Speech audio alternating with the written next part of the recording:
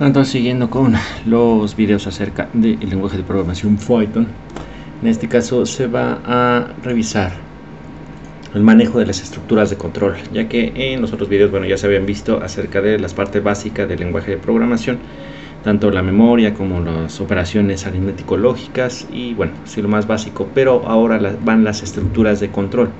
Esta es, digamos, como que la parte medular de todos los lenguajes de programación estructurados. Entonces, o con la programación, con el paradigma de programación estructurada. En primer lugar, bueno, vamos a tener las estructuras de decisión. Estas son muy sencillas.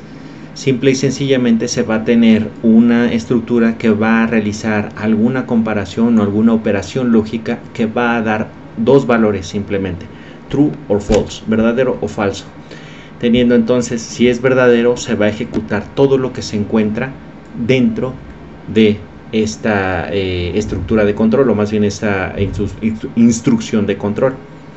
En caso contrario de que no se cumpla o tome como verdadero esa operación lógica, entonces o no se va a ejecutar lo que está debajo entonces de esa instrucción de control, o si existe alguna otra instrucción de control que indique de decisión, perdón, que indique entonces que va a haber, ¿cómo se le puede decir aquí?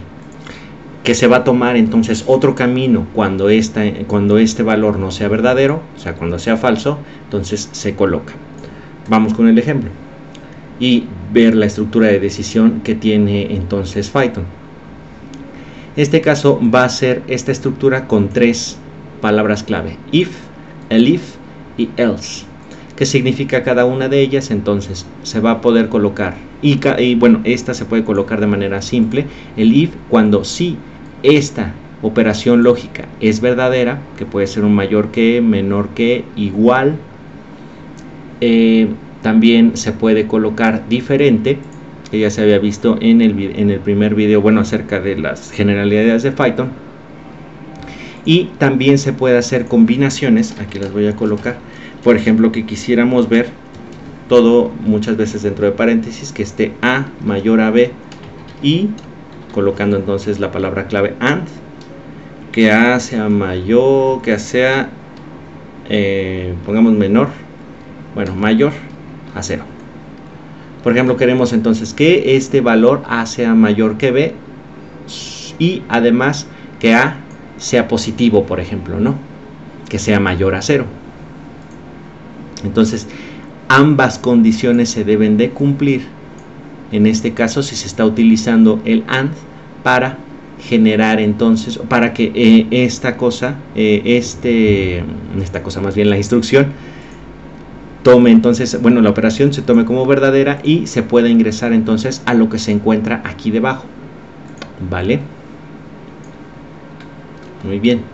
Ahora, Python tiene una peculiaridad bastante extraña en este caso de utilizar ya estas operaciones o estructuras de control, y bueno, ya posteriormente se verán algunas cosas de funciones y otras en las que, ya que no se está utilizando llaves que abren y llaves que cierran, como es el caso de C, C#, C++, Java y algunos otros lenguajes de programación,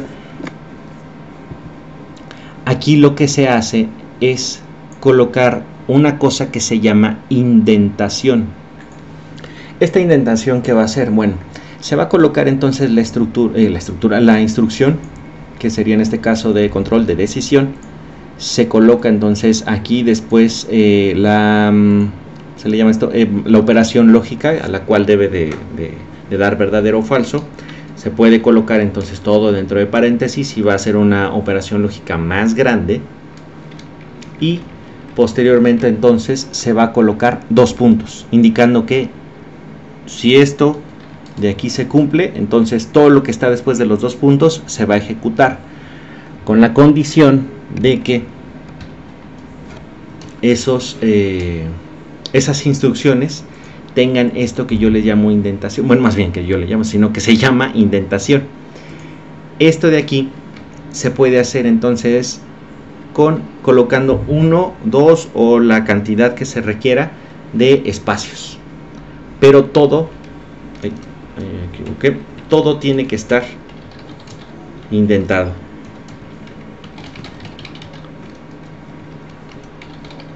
Colocando entonces todo esto así, indentado 2, estas tres instrucciones se van a ejecutar si esto de aquí es verdadero. Vamos a ver, vamos a colocar aquí entonces 63, ejecutamos y ya dice 63 es mayor que 43, en este caso, utilizando aquí el formato de format para la cadena de texto, y aparece entonces indentado 1 e indentado 2. Que sería entonces todo esto que tiene estos espacios de aquí. Ahora bien, esta operación, o bueno, esta estructura de decisión if puede ir acompañada de esta else. Ahorita voy a detenerme con esta, que quiere decir que cuando esta no se cumple, o cuando es falsa, esta instrucción o esta operación lógica es falsa, entonces esto de aquí no se va a ejecutar y se ejecuta esto. Ponemos entonces aquí 43 y ya me dice ambos números son iguales. Ok, que también, bueno, es posible, voy a poner todo esto, que si se ejecuta así, el if solito, entonces no va a ejecutar nada de aquí, dado que esta no es verdadera. Ahora bien, bueno, entonces puede ser con este else. Ahora bien, puede extenderse todavía más para decir, bueno, si esta operación es verdadera, se ejecuta esto. En caso contrario, si esta operación es verdadera, se ejecuta esto. Si ninguna de las dos es verdadera, entonces se ejecuta esta cosa de aquí. Entonces ya vamos a poder tener tres opciones, tres caminos diferentes. Ya sea esta o ya sea este otro camino. Todos llevan su respectiva indentación y estas van después con 2 puntos para indicar entonces que todo lo que está indentado posteriormente se va a ejecutar dentro de esta estructura de decisión. Es como una especie entonces de utilizar estos llaves que abren y llaves que cierran en, por ejemplo, el lenguaje C, ¿no? Deben de considerar entonces la indentación y esto ya nos va a permitir entonces decidir si ambos números son iguales, mayores o menores. Ahí está, ¿no? 53 es mayor que 43, pero si le pongo aquí 33, 43 es mayor que 33. Ya se va colocando al revés. Y entonces esa es la estructura de decisión, es muy sencilla. A diferencia de otros lenguajes de programación, Python no cuenta con la instrucción switch. Es una lástima, entonces se tiene que ver formas diferentes de ejecutar el switch. Entonces así funciona esto. Ahora bien, vienen las otras estructuras de control, que en este caso son las estructuras de ciclos. Van a ser dos esencialmente: ciclo while y ciclo for. Ciclo while, aquí no existe el do while, va a funcionar entonces de la siguiente manera: va a realizar esto mientras esta operación lógica de aquí sea verdadera. Mientras esta operación lógica sea verdadera, todo lo que está debajo de este 2 puntos y con indentación se va a ejecutar. ¿Qué significa entonces eso? Que aquí en este caso entonces se va a iniciar esta variable igual a 1, después va a decir 1 es menor que 6, es verdadero, entonces se ejecuta eso y se va a imprimir entonces el valor. Posteriormente se va a tener esta cosa de aquí, que es realizar alguna operación y asignación inmediata. Esto de aquí quiere significar i es igual a i más 1. Lamentablemente, a diferencia del lenguaje de programación C, esta cosa de aquí, poner i más no existe en Python. Entonces, en lugar de poner todas estas líneas, bueno, todos estos caracteres, nada más se coloca esto y se indica entonces que es exactamente, bueno, que se va a hacer la operación y se va a sumar, ¿vale? Entonces, esto vamos a colocarlo así. Se va a ver, o sea, va a empezar y colocar entonces primero un 1, después se suma, va al siguiente ciclo y va 2, muestra, suma, va al siguiente ciclo y dice 3 es menor que 6, verdadero, entonces vuelve a ejecutar así hasta el 5, cuando llega al 5 dice 5 es menor a 6, ¿es cierto? Imprime entonces el 5 y luego dice y más es igual a 1, entonces 5 va a ser igual a 5 más 1, 6, más bien 5 más 1, se va a asignar entonces el 6 aquí, y va a decir 6 es menor que 6, es falso, ya no va a ejecutar entonces eso, y ahí termina esto. Ciclo while es bastante sencillo, esto es siempre de preguntar antes de realizar alguna cosa. Ahora bien, se pueden utilizar dos instrucciones para hacer un comportamiento un tanto diferente a el while normal. ¿Qué significa esto? Bueno, uno, se puede utilizar la instrucción break para decir entonces, bueno, vamos a mantener esta misma estructura, pero ahora cuando se cumpla esta condición, que i sea igual a 3, rompa el ciclo y ya lo termine, ¿no? Entonces borramos aquí, ejecutamos y entonces ya va a decir que es 1, 2 y 3. ¿Qué es lo que está pasando aquí? Bueno, llega el 2 y dice 2 más es igual a 1, entonces va a dar 3. 3 es menor a 6, verdadero, entonces imprime el 3. Ahora va a decir 3 es igual a 3, cierto, entonces ejecuta esta parte de aquí y este break va a afectar a la instrucción inmediata anterior, a instrucción cíclica inmediata anterior, que es el while, va a terminarlo o lo va a romper entonces esto y va a continuar con las siguientes instrucciones. Ok, entonces bastante sencillo, es para terminar cuando suceda alguna cosa que no se desee. Por otro lado se tiene la instrucción continue, esta funciona un poco diferente. ¿Por qué razón? Vamos a verlo como un ejemplo. Dice entonces, bueno, va a ser exactamente lo mismo y me da 1, 2, 4, 5 y 6. Ah, caray, ¿qué está pasando? Bueno, aquí también se modificó un poco la forma en la que se está trabajando. Voy a iniciar i igual a 0.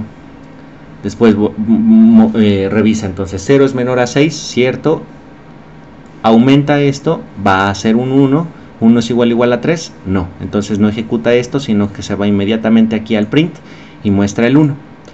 Así sucesivamente, vamos ahora entonces con el 1 se convierte en 2, lo imprime, ahora el 2, viene aquí la parte importante, 2 es menor a 6, sí, es verdadero, entonces 2 más es igual a 1, entonces me va a dar 3, se asigna un 3 aquí, 3 está sucediendo acá, 3 es igual a 3, entonces ahora sí se va a ejecutar esto que tiene esta doble indentación, como pueden ver, aquí ya hay más indentación, ¿no? Porque esto pertenece a esta instrucción, aún a pesar de que esté anidada a toda esta instrucción. Entonces dice este es igual a 3, continúa. ¿Qué quiere decir? No ejecutes ninguna de las instrucciones que se encuentran abajo de esto, sino que continúa hasta regresarte o irte hacia donde está la instrucción de cíclica de control. Entonces viene para acá, aumenta ese valor, 4 va a tomar el valor de 4 va a tomar, eso sonó muy maestro Yoda, va a decir 4 igual a 3, no es cierto, entonces ahora va a imprimir el 4. Y lo mismo va a hacer con 5 y con el 6, ahora sí, aquí con esta forma de estructurar el código, sí se va a mostrar el 6 a diferencia de los otros dos. Y pues ya va a mostrar eso, donde va a obtener finalmente con el 5, va a mostrar el 6 y ya cuando sea un 6 menor a 6, entonces ya no va a ejecutar todo lo que está dentro del while. Y así funcionan de una manera súper sencilla en los ciclos while, break y continue. Sin embargo, en Python se utiliza mucho más el ciclo for. El ciclo for, de manera así muy sencilla, porque posteriormente se irán viendo algunos otros, digámosle, entre comillas, trucos para utilizar la instrucción for, va a funcionar de la siguiente manera. Se va a colocar for, vamos a poner entonces una variable temporal, o podría considerarse entonces también como un contador, y después va a decir ahora en una variable que se le llama variable de tipo iterable. Estas variables de tipo iterable entonces van a ser especies como de arreglos, listas y algunas otras que se van a ver posteriormente, pero en este caso se puede utilizar con la función range.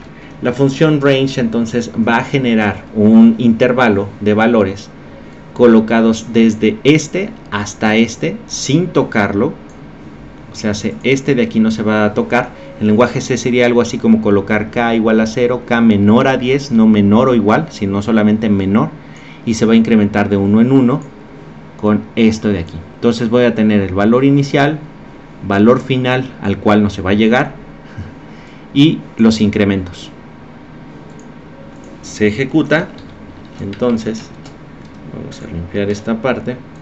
Se ejecuta y entonces ya se va a tener valores desde el 0 hasta el 9, porque este no se va a llegar.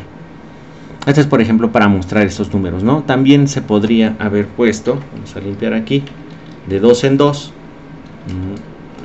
de 2 en 2, ahí está. Y entonces voy a tener 0, 2, 4, 6, 8, el siguiente sería 10, pero ya no se va a llegar a él, ¿va? También se puede utilizar para recorrer letra por letra una cadena de texto. Entonces en este caso se pone for k, este va a ser una variable dummy, eso va a ser el valor que esta variable va a ir tomando cada uno de estos valores como carácter para irlo recorriendo paso a paso en cada una de las ejecuciones del for. Va a ir 1, 2, 3, 4. Entonces aquí ya no va a ser necesario, como en lenguaje C, de utilizar índices dentro de esta cadena de texto, sino que se puede ir recorriendo así carácter por carácter.